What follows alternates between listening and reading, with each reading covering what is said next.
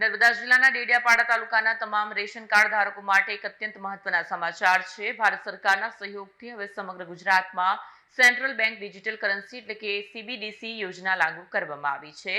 જોઈએ શું છે રિપોર્ટ। નર્મદા જિલ્લાના ડેડિયાપાડા તાલુકાના તમામ રેશન કાર્ડ ધારકો માટે અત્યંત મહત્વના સમાચાર છે।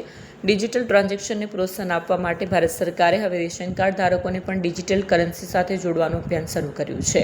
અગાઉ અમદાવાદ, સુરત, આણંદ અને વલસાડમાં પાયલોટ પ્રોજેક્ટ સફળ થયા બાદ હવે આ વ્યવસ્થા નર્મદા જિલ્લાના ડેડિયાપાડા સહિત સમગ્ર રાજ્યમાં લાગુ કરાઈ છે। તંત્ર દ્વારા ઓનબોર્ડિંગ પ્રક્રિયાને સરળ બનાવવા માટે બે અલગ કેટેગરી નક્કી કરવામાં આવી છે। પ્રથમ કેટેગરીમાં એવા લાભાર્થીઓનો સમાવેશ થાય છે જેમના આધાર કાર્ડ અને રેશન કાર્ડમાં એક સમાન મોબાઈલ નંબર નોંધાયેલો છે। બીજી કેટેગરીમાં એવા લાભાર્થીઓ છે જ્યારે જેમના નંબર લિંક નથી। જો આધાર કાર્ડમાં મોબાઈલ નંબર લિંક ન હોય તો સૌપ્રથમ આધાર કેન્દ્ર અથવા પોસ્ટ ઓફિસ પર જઈને નંબર લિંક કરાવવો પડશે।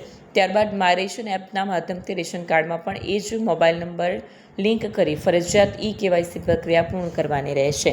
તંત્રે સ્પષ્ટ કર્યું છે કે હવેથી કોઈપણ એક મોબાઈલ નંબર એકથી વધુ રેશન કાર્ડમાં રજીસ્ટર થઈ શકશે નહીં।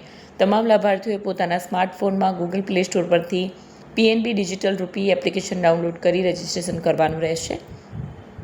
ઓનબોર્ડિંગ સમયે આધાર નંબર પણ સાથે રાખવો અનિવાર્ય છે। મામલતદાર કચેરી ડેડિયાપાડા દ્વારા તમામ રેશન કાર્ડ ધારકોને આ સરકારી યોજનાનો લાભ લેવા અને સમયસર કામગીરી પૂર્ણ કરવા અનુરોધ કરાયો છે। વિડીયો જર્નાલિસ્ટ સર્જન વસાવા સાથે સત્યા TV ન્યૂઝ ડેડિયાપાડા।